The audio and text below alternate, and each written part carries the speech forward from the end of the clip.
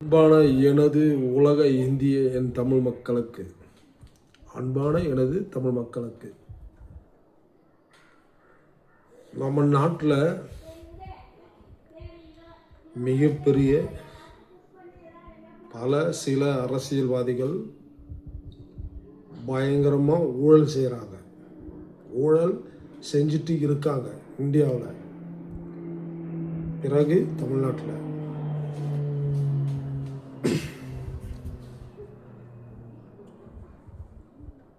நமது இந்தியாவில் அப்போது முன்னாள் பிரதமர் பாரத பிரதமர் அம்மா இந்திரா காந்தி அவர்கள், அந்த அம்மா இருக்கும்போது மிக அருமையான சட்டத்தை கொண்டு வந்தாங்க. என்னன்னா, ஏழை எளிய மக்கள், நடுத்தர மக்கள் வாழ்கிறதுக்காக மிக அருமையான ஒரு திட்டத்தை கொண்டு வந்தாங்க. எல்லா மக்களும் வாழணும், யாருமே ஏழையே இருக்கக்கூடாது என்று அவங்க எதிர்பார்த்தாங்க, செஞ்சாங்க அந்த வேலையை. அதாவது இப்போது டெஸ்லா கார் ஓனர் அவர் சொன்னார் இல்லையா, அடுத்த இன்னும் 4-5 வருடத்தில் நம்ம உலகத்தில் ஏழைகளே இருக்க மாட்டாங்கன்னு சொல்லியிருக்கார். அவர் சொன்னார், இதுக்கு பல வருடங்கள் முன்னாடி இந்திரா காந்தி அம்மையார் சொன்னார், மிக அருமையாக சொன்னார். ஒருத்தனே பல கோடி வச்சிருக்க கூடாது, பல சொத்துக்கள் வச்சிருக்க கூடாதுன்னு அந்த அம்மா சொன்னாங்க. அவங்க போட்ட சட்ட திட்டத்தால் தான் படுவாவிங்க, அதனாலவோ என்னவோ அந்த அம்மாவை சுட்டுட்டாங்க, கொன்னுட்டானுங்க அந்த அம்மாவை.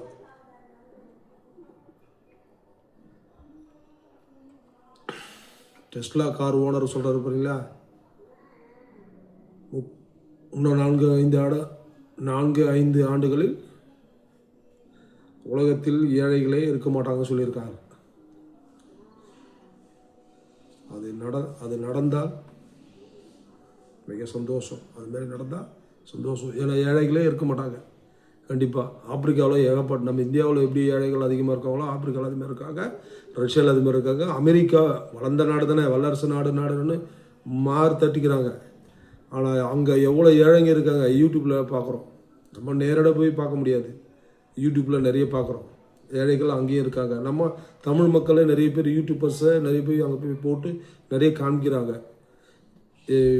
அமெரிக்காவிலும் ஏகப்பட்ட ஏழைகள் இருக்காங்க அப்படின்னு சொல்லிட்டு காட்டுறாங்க. அதுபோல் இப்போ இருக்கிற நம்ம பிரதமர் இந்திரா காந்தி அம்மா பேர் மாதிரி செய்யலாம், ஆனால் அவரையும் செய்யறதுக்கு விட மாட்டாங்க பல ஆட்கள். அப்படி இருக்குமோ என்னன்னு தெரியல. என்ன ஆயிடு போகுது, அம்மையாரை சுட்டது போல கொலை பாதகங்கள் செய்வாங்க. ஆனால் ஒருத்தனையும் ஆளுன்னு நினைக்கிறான்ல, ஒருத்தனையும் அனுபவிக்கணும்னு நினைக்கிறாங்கல்ல, அது வேண்டுமா? ஒரு கோயிலுக்கு பல கோடி, ஒரு கோயிலுக்கு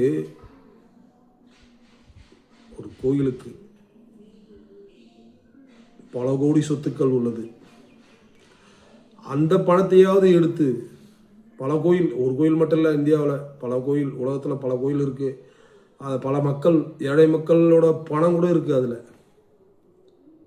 அதை எடுத்து, அந்த பணத்தை அரசு எடுத்து மக்களுக்கு, ஏழை மக்களுக்கு வீடு இல்லை, சாப்பிட உணவு இல்லை, கற்ற துணி கூட கிடையாது பல மக்களுக்கு. மும்பையிலெல்லாம் பாருங்கள், தாராவி போல் நம்ம மெட்ராஸில் போய் பாருங்கள், பெங்களூரில், கர்நாடகா பெங்களூர்லேருந்து கேரளாவிலையும் பாருங்கள், நம்ம ஹைதராபாத்தில் கூட பாருங்கள், எல்லா கல்கட்டா பெரிய பெரிய நகரத்தில், குஜராத்தில் எல்லாமே ஏழைகள் இருப்பாங்க. ஏழைகள் இல்லாத யாருமே கிடையாது. மதங்கள் இப்படி இருக்க, எல்லா மதத்திலும் எல்லா மக்களும் ஏழை மக்கள் இருக்காங்க, எல்லா மதத்திலும் இருக்காங்க. தயவு செய்து அரசாங்கம், மத்திய அரசாங்கம், மாநில அரசாங்கம் மக்களுக்காக, ஏழை மக்களுக்காக ஏதாவது ஒன்று செய்யுங்க.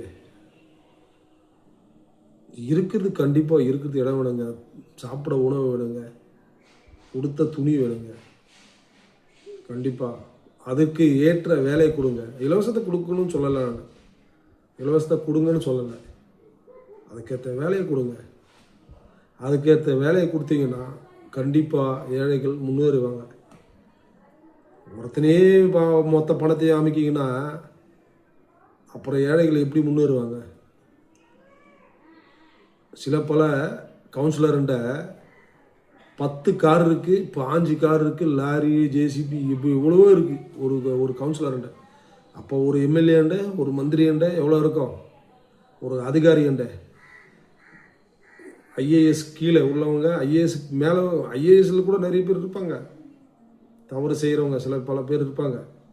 அதிகாரிகள் கிட்ட கூட நிறைய பணம் இருக்குது, அது அரசுக்கு தெரியும். அது அரசு எடுக்கணும், அவங்களிருந்து கைப்பற்றணும், கைப்பற்றி ஏழை மக்களுக்கு உதவணும். இந்த சங்கர் படத்தில் பண்ணுற மாதிரி ஹீரோ பண்ணுறாரு இல்லையா, அதுமாரி பண்ணணும். அரசாங்கம் பண்ண முடியாதான் நான் நினச்சா. எவ்வளோ பணங்கள் இருக்குது. இப்போ இருக்கிற தமிழக அரசு கூட இப்போ கட்சி தேவி இவங்க கட்சியில் வந்து சேர்றாங்களா, அவங்களோட கூட நிறைய பணம் இருக்குது. ஏற்கனவே ஆண்ட கட்சிகிட்ட கூட பணம் இருக்கும், அவங்க கிட்ட கூட பணம் இருக்கும். அதை கைப்பற்றுங்க, கைப்பற்றி ஏழை மக்களுக்கு கொடுங்க. ஏழை மக்களுக்கு கொடுத்தா கண்டிப்பாக உங்களை போற்றுவாங்க. ஒரு வேட்பாளருக்கு அதிக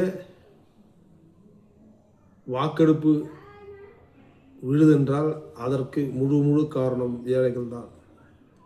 ஏழைகள் இல்லாமல் எந்த அதாவது சொல்லுவாங்களே, எந்த வண்டியும் ஓடாது.